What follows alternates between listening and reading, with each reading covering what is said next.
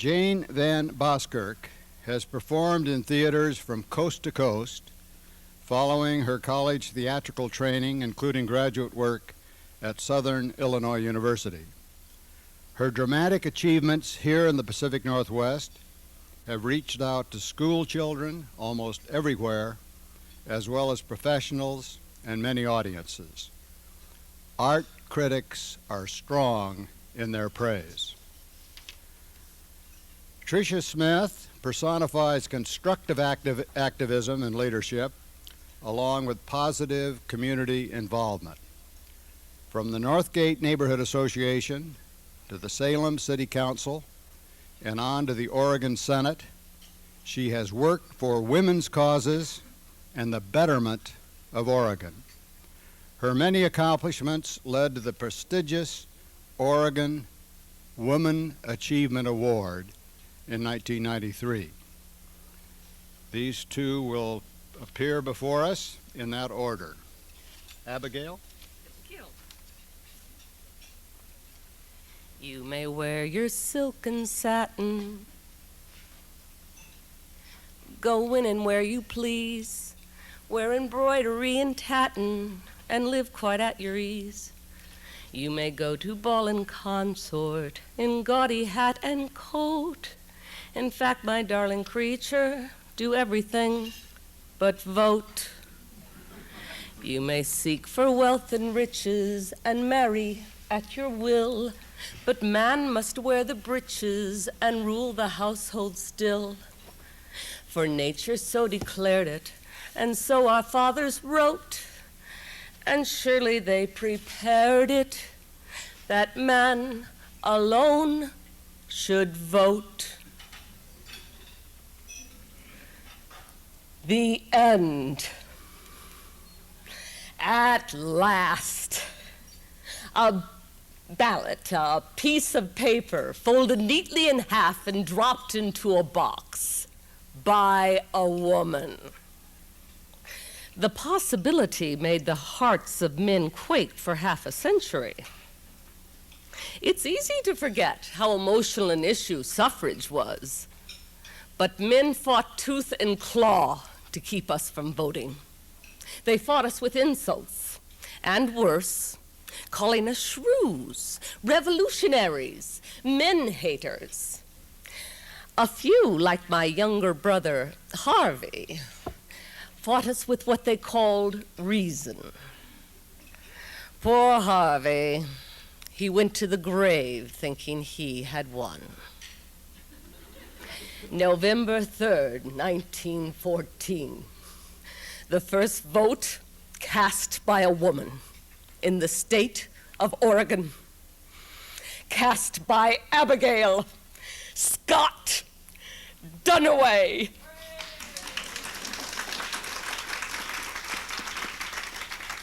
I wish you were here to see this, Harvey. For 43 years I worked for this day. For 43 years, I faced it all. The hecklers and the abusive language, the innuendos and lies, the well-meaning compromises and the highfalutin rationalizations. Everywhere I went, in every hamlet and town in Washington and Oregon and Idaho, I heard it all. For 43 years, I saw it all, until finally, I won. Well, that wasn't so bad. I can't imagine what Harvey thought would happen.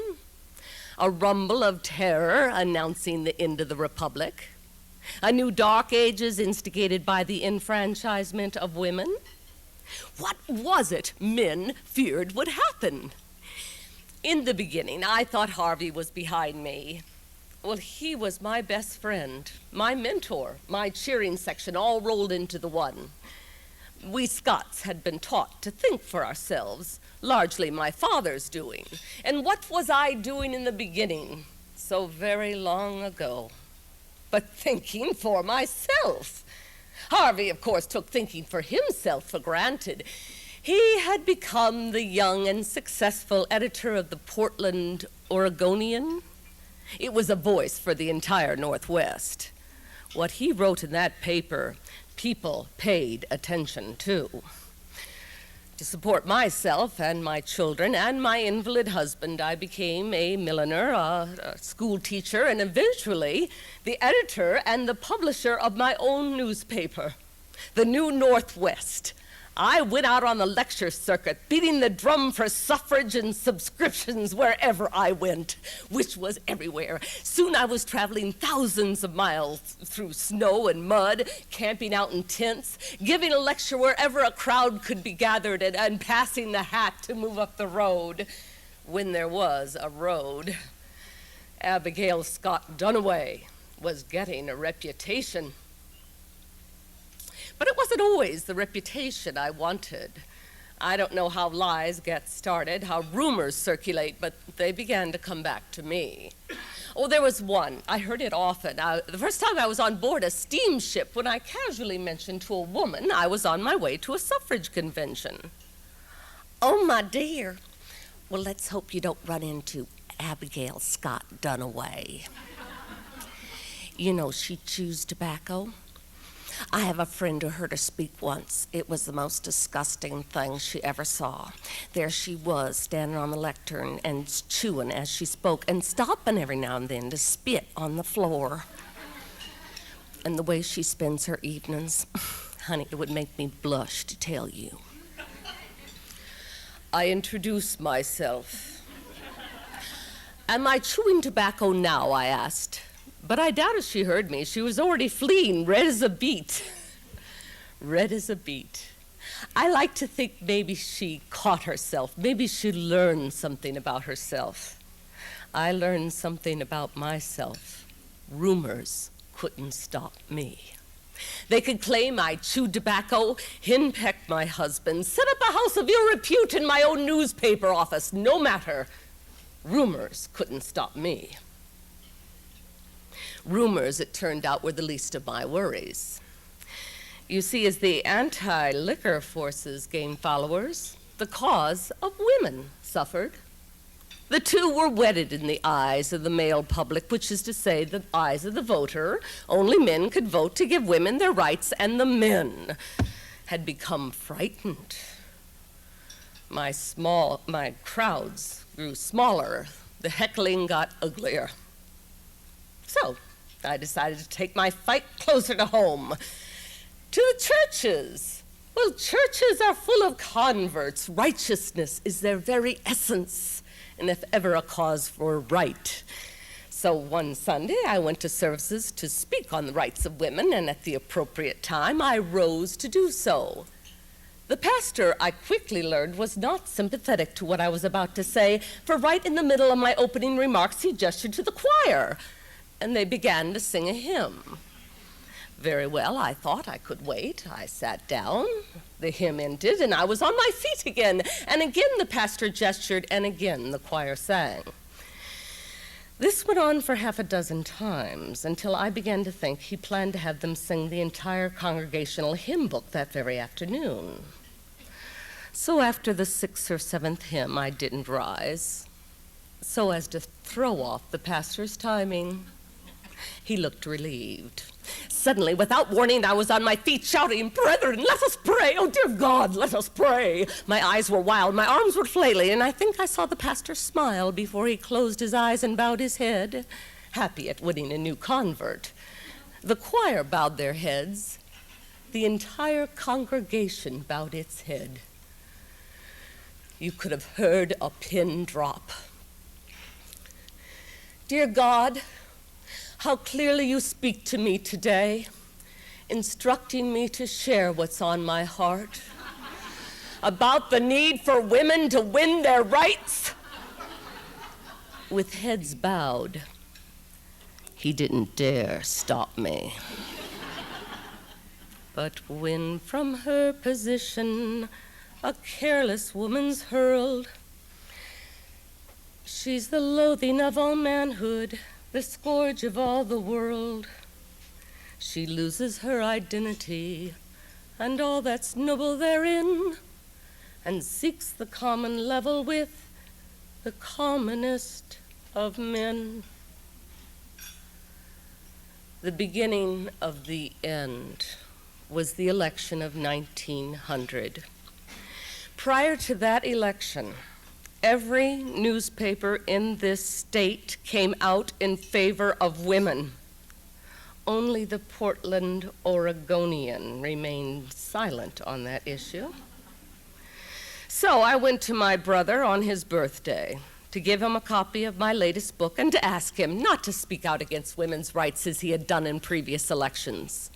Now, he promised me he would not. He said his views on the issue were well known. Besides, suffrage was a dead issue. There was no need to repeat them. But on June 3rd, 1900, the very day before the election, the Portland Oregonian came out with a front page story written by my brother Harvey stating that suffrage cannot be good for government or for society or for women herself. I was livid. The next day, the men went to the polls. Well, we lost, of course, but the vote was so close. It took 2 weeks to tally the result. We got over 48% of the vote. 21 counties voted in favor of women. We lost one county by a tie, another by only one vote. Only here, in Portland, where he could stir up the slum and the slime of the city and throw bilge water on his own sister, on the entire movement of liberty, you single-handedly defeated us, Harvey. Every real friend you have is ashamed of you.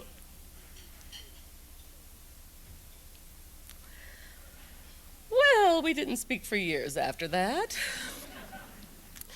We made our peace finally, such peace as it was, and Harvey went to the grave thinking he had won.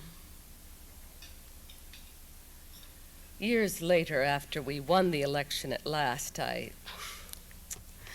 tried calling back Harvey's spirit. Harvey, can you hear me? Somewhere your spirit is lurking about. I wanted you to know, Harvey, that we won at last. We women have won the vote. And when we exercise it, Harvey, things are going to begin to change.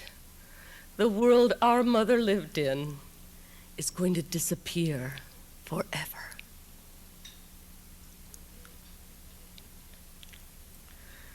Poor mother. She cried when I was born. That's how difficult she thought the lot of women was. When Father decided to join the others on the Oregon Trail, she changed inside. She did. She changed. And I think all of us saw it. Everything had to be sold except essentials, of course. We could only take what would fit in our wagon, and so her china was sold, and her silver, and most of her best silk dresses. We whittled our lives down to bare necessities, and we headed west. Yes, ho for the west, for the blessed land of promise. I began to write. As a young woman, I kept a journal of our trip. In our crowded bedding arrangements, I slept with Mother. One morning I awoke and I saw her lying very still. I was worried maybe she was sick. Mother, are you awake? It's time to get up. Are you not feeling well?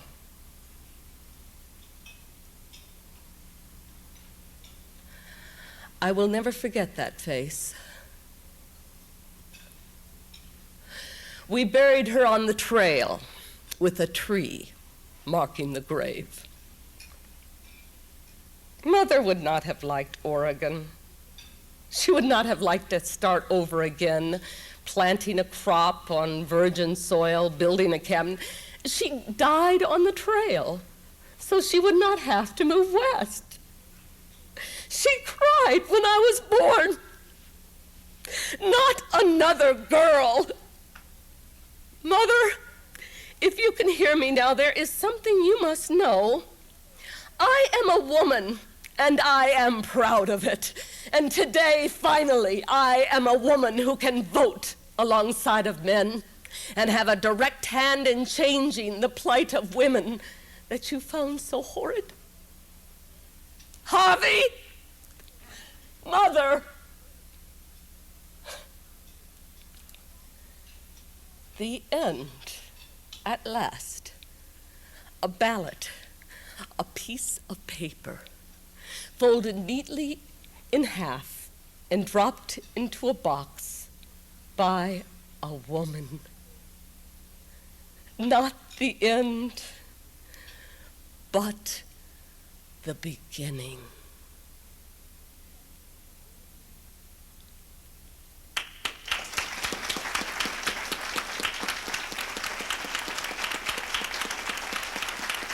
Thank you. I want to make sure to give credit to, thank you. A standing ovation at the City Club. I wanted to give credit to Charles Deemer, who wrote this script, and this, by the way, is part of a script that is going to be seen in its full length, and we'll even let Harvey on stage. This fall, we'll be doing it at the Interstate Theater, starting October the 14th. Thank you.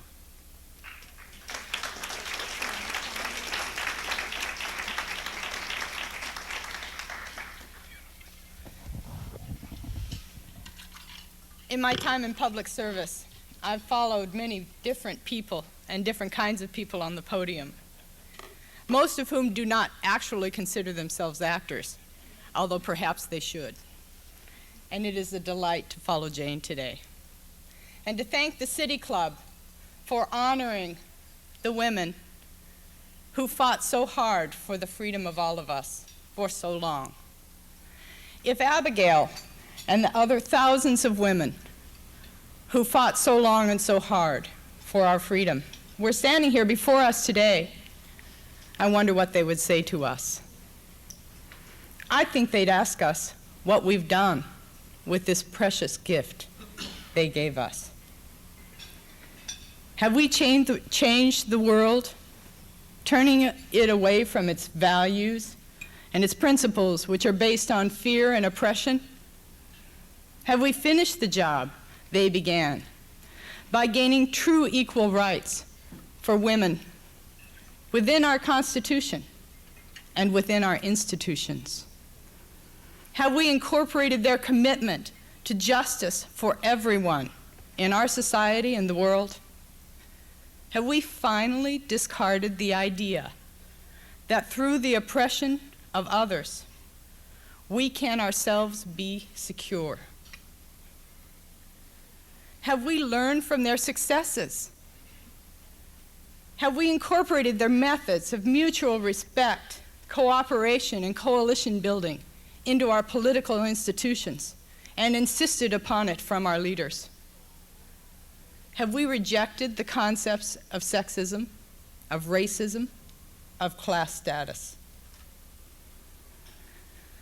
I'm afraid that we'd have to hang our heads, because in the 75 years since Abigail and the others gained this precious gift for us, and in spite of the greatest explosion of technology and mass communication in the history of the world, I'm afraid our performance in the furtherance of human rights has been shockingly inadequate.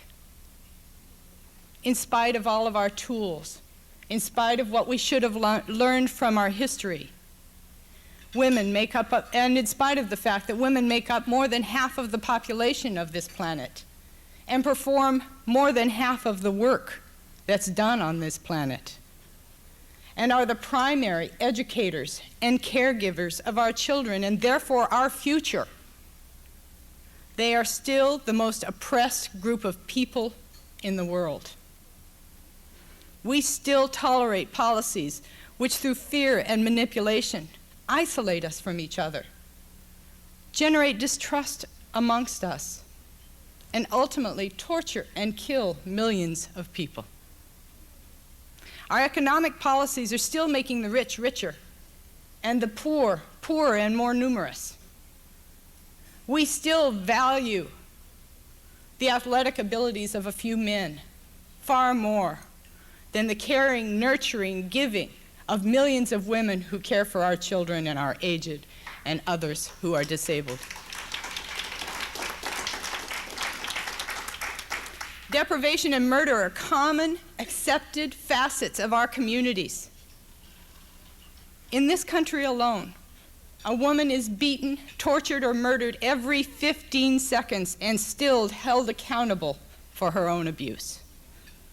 While people consider themselves to be who consider themselves to be our religious and our political leaders fight about whether or not a woman should have the right to self-determination, millions of babies are born every year in the world to parents who can't care for them and to a society who will abandon them.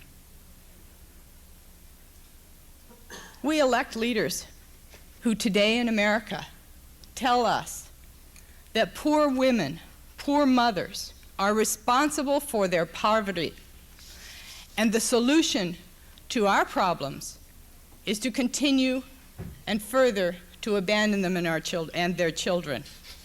We turn our backs on the truth of our symbiotic relationship to each other and to our planet, and we do so at great peril to us all. And no, Abigail, we really don't remember you, and we really don't remember the struggle that gave us this precious gift. When I was a girl in school, just a few years ago, of course, I was told that women were given the right to vote in 1920. We learned of the men who obtained independence for America and who wrote a constitution which granted freedom for themselves. But we did not learn about the women who spent 72 years of active, organized rebellion and education to broaden that Constitution to include the rest of us.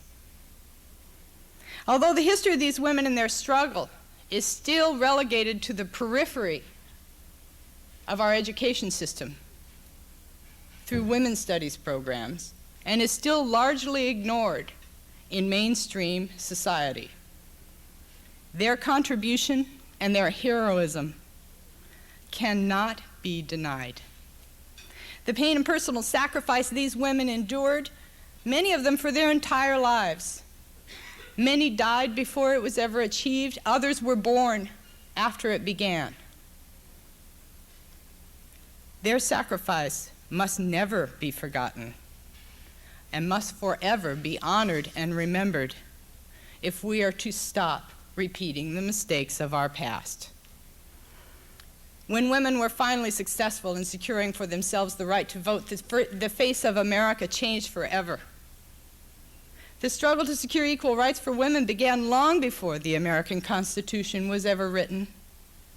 I recall coming across a passage from a letter from another Abigail to her husband, a framer and drafter of the Constitution and future president of this country, in which she said that if women are not included in our Constitution, we will never have a free America. 200 years before Abigail. Oppression is a predictable outcome which occurs when one group in our society believes itself to be superior to another in any way. And oppression grows with the idea that power over others is necessary for our own security. And whenever oppression occurs, wherever it occurs, it is the right and duty of all of us to stand up and to resist it. The concepts which legitimize oppression are not only grossly incorrect, they achieve exactly the opposite of their hoped-for result. Instead of security, unrest, for no people will tolerate oppression for long. Instead of strength, weakness, because we deny ourselves the benefit of the wisdom and experience of those we exclude when we are piecing together our tapestry of our future. Only by looking at others with respect and connectedness can our common purpose of peace and security for all of us be achieved. We need to secure for ourselves and our children a healthy, safe, and enlightened society before we destroy all society. And if we choose to do that, we cannot do so without recognizing and integrating our connectedness to each other. Whether we be men, women, black, white, American, or other, we are all connected. Sadly, today we seem to be moving backward in this struggle, not forward. I think Abigail would be very distressed that the most significant social movements in this country today are those which are designed to take away our rights, not to grant further rights to those disenfranchised. That is the position which is legitimized in our political process today. And that is the position we must all fight against. Every day we are bombarded with information which is specifically designed to promote intolerance rather than tolerance and acceptance, to promote exclusion rather than inclusion, and most of all, to promote fear rather than hope. The list of the disenfranchised and feared amongst us grows every day. And the fear-based politics which increases that and monopolizes it and manipulates it and benefits from it is stronger than it's ever been. Each of us has a personal responsibility to make a better world, to make the future better than the past, better than this moment. And each of us must begin to fulfill that responsibility now, and they must do it beginning with their own thoughts, with their own decisions, and with their own lives, and then extend that outward to others and to their communities and to the entire world, because we are all connected and we are all reliant upon each other.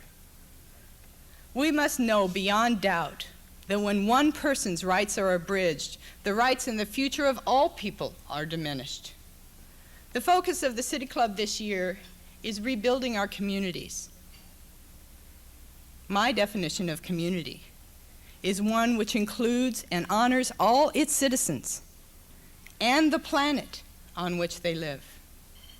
Perhaps your focus this year should be finally building our communities, because we don't have them today.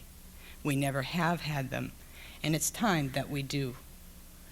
It isn't because we don't have the information and the ability. It is because we choose to live in fear of each other and to believe those who would tell us that the only way to security is through oppression. Let us finally understand that if power is to be good, it cannot be exclusive.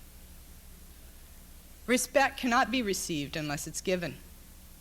All citizens have a contribution and an equal place in our society, and that love and respect, not fear and distrust, are the principles which will guide us to a peaceful future.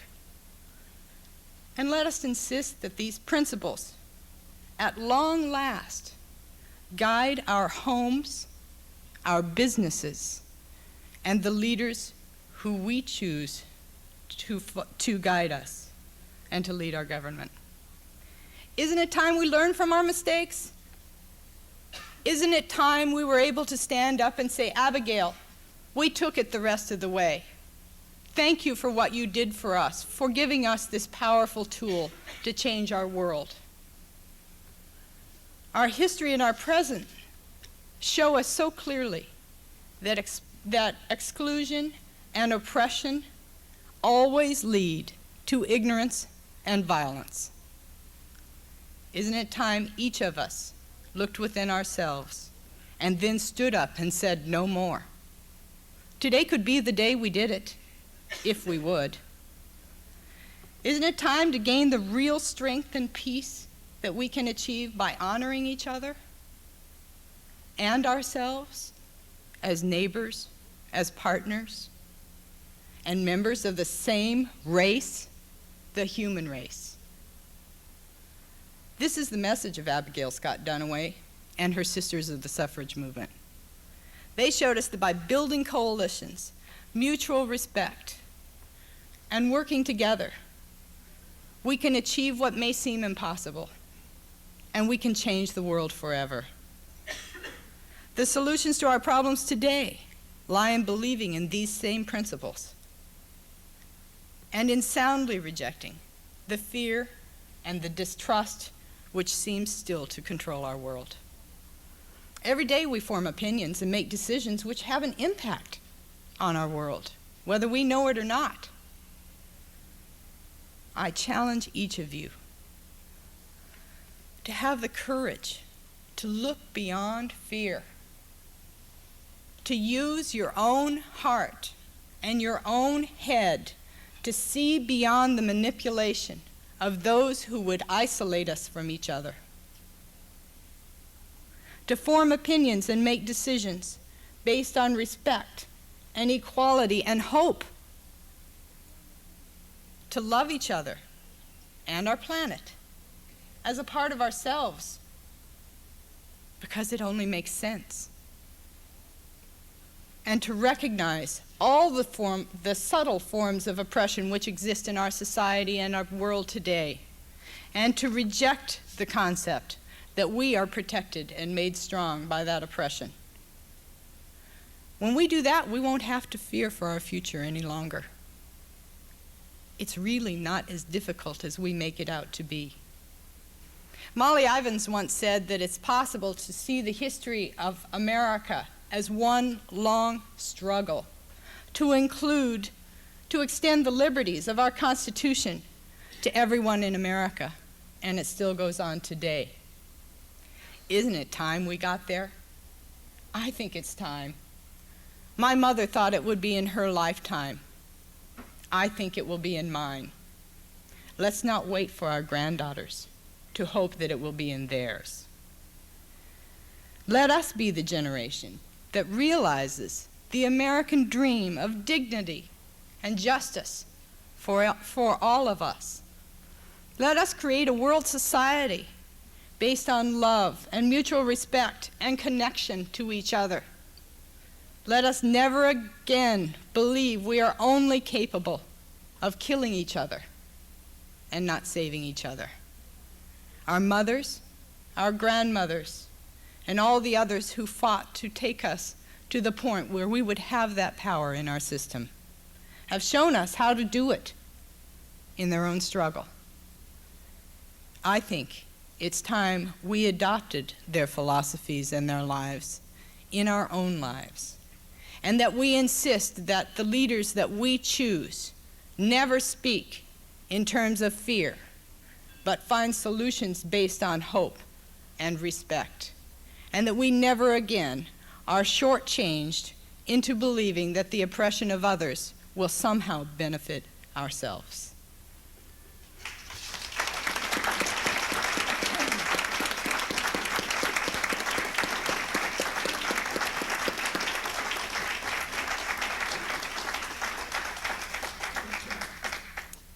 I think we in the audience today would be hard-pressed in the face of these wonderful speeches to not make a personal commitment to do something. But I think it's harder, as you both have said, to sustain that decision, to sustain the work. And could you each talk about how you personally sustain the work? Well, I have the easy part because I'm able to get into the schools, with young audiences, and I do this on my own as well, in community centers, historical societies. I've even played in a roller rink. I've been doing this for the past, it's been 15 years. And I have about, half dozen to a dozen Oregon pioneer women and children that I perform in the schools. And it's wonderful to perform for the boys and girls, and both Washington and Oregon, Massachusetts, and Connecticut have had me tour extensively in those areas. I sustain it that way, I guess, is my biggest. There are moments when it's hard, and not last November was one of those moments for me when I was defeated in my attempt at re-election. And I was good to myself after that election, and I kind of went underground for a while, and I put my family back together and put my children back into a place of priority in my life, and I rebuilt my own life and took a rest from it. But it was a temporary rest, and the way that I sustain myself is by doing two things. One is learning from other women, other people who fight this fight, and understanding that it's a long battle, because until we all stand up together, a few of us will fight our whole lives, and perhaps the lives of the next generation and the one after that, because we must reach a critical mass within our society in order to make these changes. And we can't do that without the kind of strength and long-term commitment of the few who are fighting today. And we also have to find what is right for us as individuals in terms of making a contribution to this struggle. Each of us don't have the same qualities and the same abilities, and we must find what works for us so that we're not trying to do more than we can do and end up out of the process altogether because we can't cope with it any longer. So find mentors, read about those who came before you, and know that it will take longer than today until we can get enough of us to do it.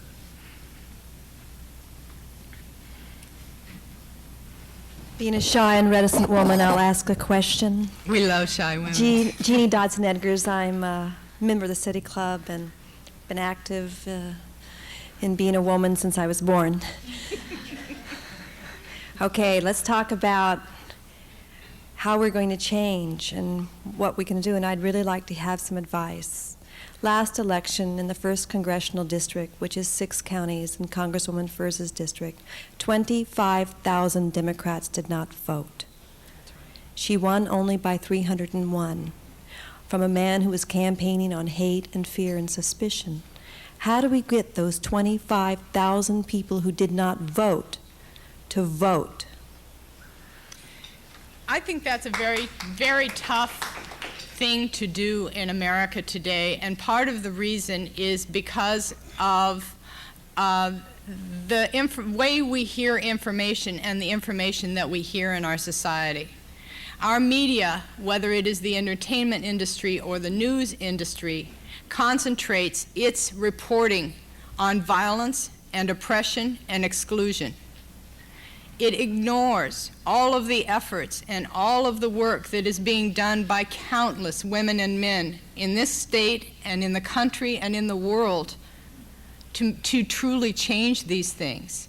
And it isolates us and tells us that we are powerless to make change. The thing that I've found that works the best is to show people how much power they truly have. In that one tiny little piece of paper that Abigail talked about, there is more power than any army anywhere in the world. And that's what we have to do, is show the power that we each have right now within us if we'll use it. And we have to not give up when it doesn't go our way, because when it doesn't go our way to the extent that it didn't go our way last November, that happened on purpose, and it happened because we are winning, not because we're losing. And we can't lose sight of that fact.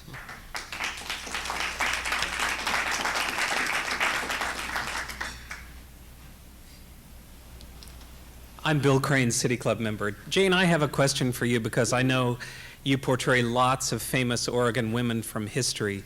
and I think we're always taught about founding fathers. Would you tell us about your 3 favorite founding mothers of Oregon? You mean other than me? I've been breeding lately. I have 3 new children. But other than that, let's see, my favorite mothers of Oregon, I'll have to defer to the women that I play because, of course, the women, well, you get inside of these characters when you perform them, and they live in you, and it really gives you a perspective of your life.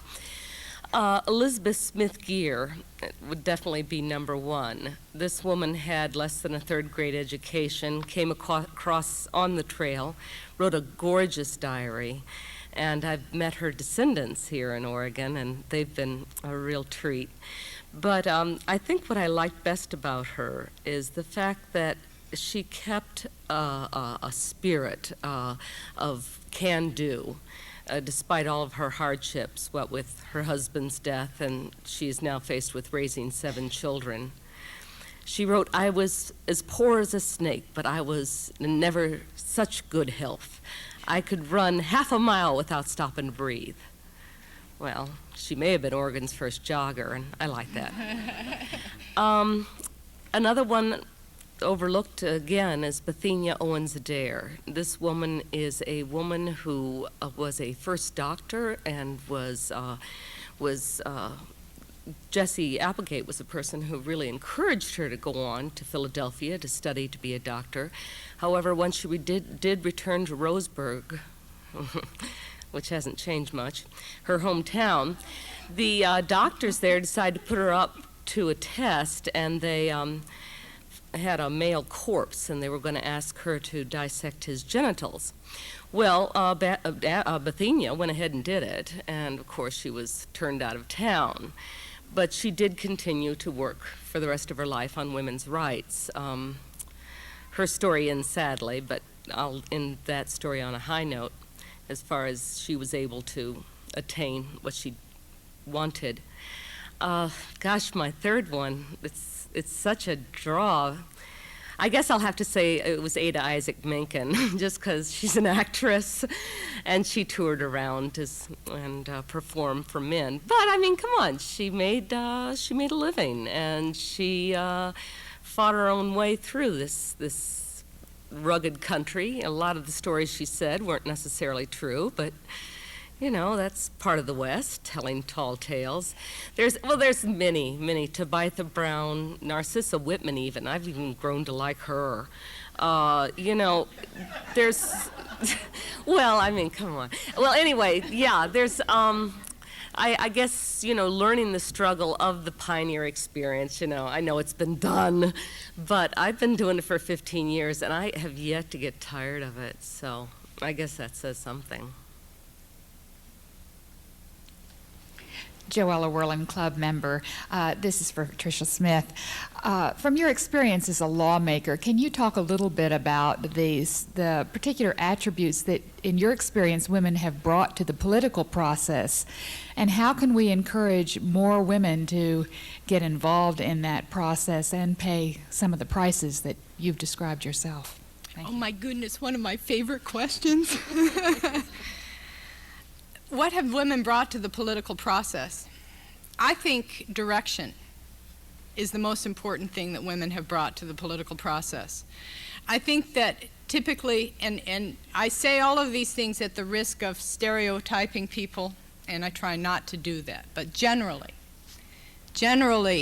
the issues which women are concerned about are quality of life issues. They are the issues of educating our children, of creating safe and healthy neighborhoods, of providing justice for all of us, and an equal opportunity to work and live. Those issues have been, without absent women, are not the focus of the political process. Making money is the focus of the political process for a few. And I think that the greatest contribution of women and the most needed part of women in our political process today worldwide is the inclusion as a central core issue for all of us are the quality of life and justice issues which women bring to the process. The other half of your question is, how do we get more women involved in this process? We have to convince women that they have a contribution to make. We have to convince women that they have a responsibility to make that contribution. None of us are too busy. None of us have more important things to do. We must incorporate it and convince women to incorporate it themselves in their daily lives. It takes more than the vote that we received in 1920. It takes a commitment, a life commitment to a better world. And it takes using that commitment in every aspect of our lives, whether it's raising our children, interacting with our partners or our bosses or our fellow employees, or voting for our leadership. We have to include it. And we have to show women how much power they can have if they do these simple things.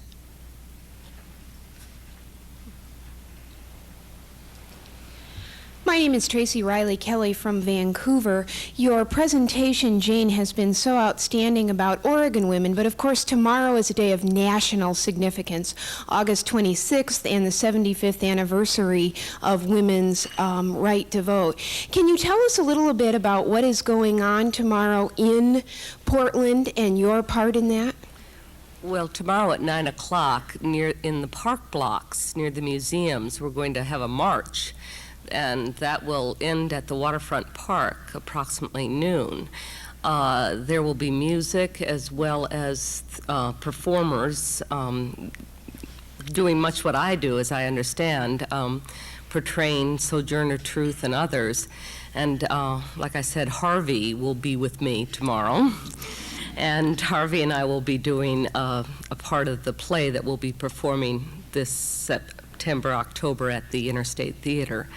Maybe you can fill in more. There will also be information for people to get about how they can become more involved in these issues and how they can themselves make a difference by participating in the process of justice and equality.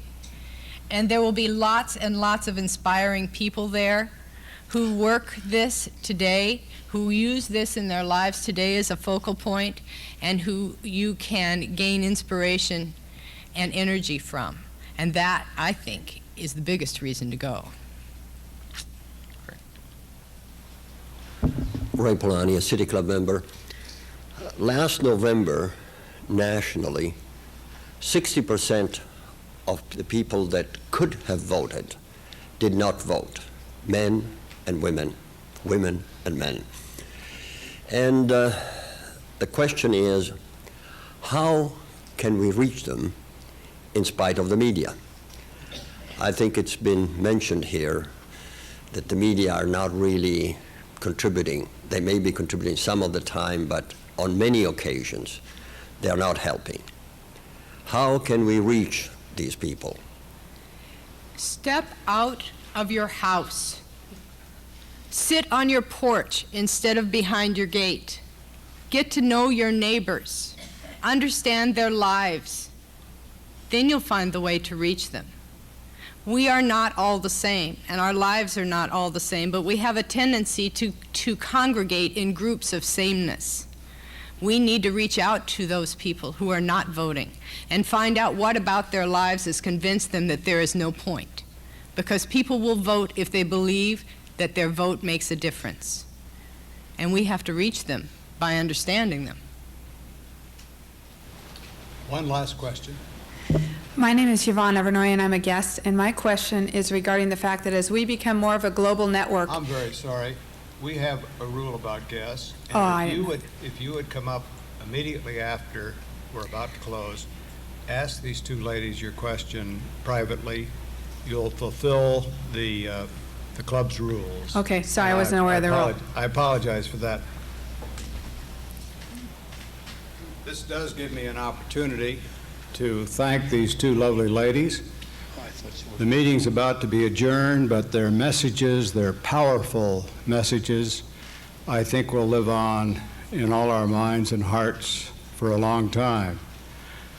I wish all of you another 75 years of, I would say, progress. And I think as you two reflect a little more on the last 75 years and we get away from our problems of today, progress has occurred, and people like you have played a major role. I'm sorry to say this meeting is adjourned.